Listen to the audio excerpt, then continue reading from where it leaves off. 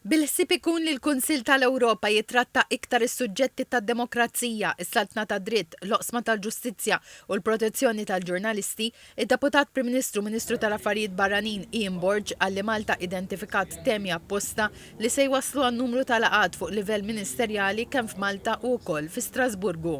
Il-Presidenza ser tkun qed tfisser impenn fil-kontribuzzjoni u s-servizz li d-diplomatiċi tagħna u numru ta' uffiċjali din id-darba mhux biss mill-Ministeru tal-Affarijiet Barranin imma ukoll ministeri oħrajn involuti jagħtu dik id-direzzjoni u t-tmexxija illi ikun hemm bżonn foqsma illi aħna identifikajna bħala prioritajiet. Ovvjament għandek l-Ukrajna u l-akkontabilità f'dak ir-rigward u allura twaqqif ta' Tribunal Speċjali huma priorità.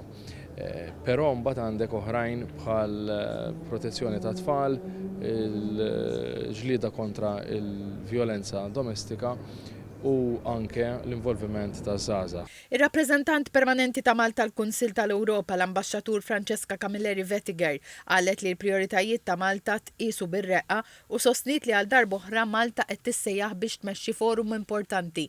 Intant b'referenza għall-Expo tas-Servizz Pubbliku d-Deputat Prim Ministru Ian Borg qal li fil-qasam tat-turiżmu il-Gvern se jkompli jservi ta' pont bejn is-settur pubbliku, dak privat, il-komunitajiet lokali u dawk kollha konċernati. Qal li mill-lat tad-domanda l-għanijiet tal-Gvern huma ambizzjużi wkoll fosthom it-titjib fil-konnettività bl-ajru biex iktar viżitaturi ta' livell għoli jiġu Malta.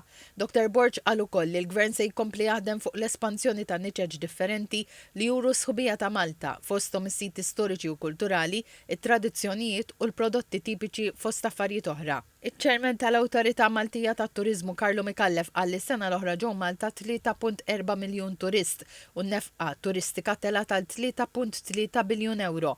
Qal ukoll li l-pajjiż għandu madwar 30,000 impjieg dirett fl-industrija li tiddependi mit-turiżmu.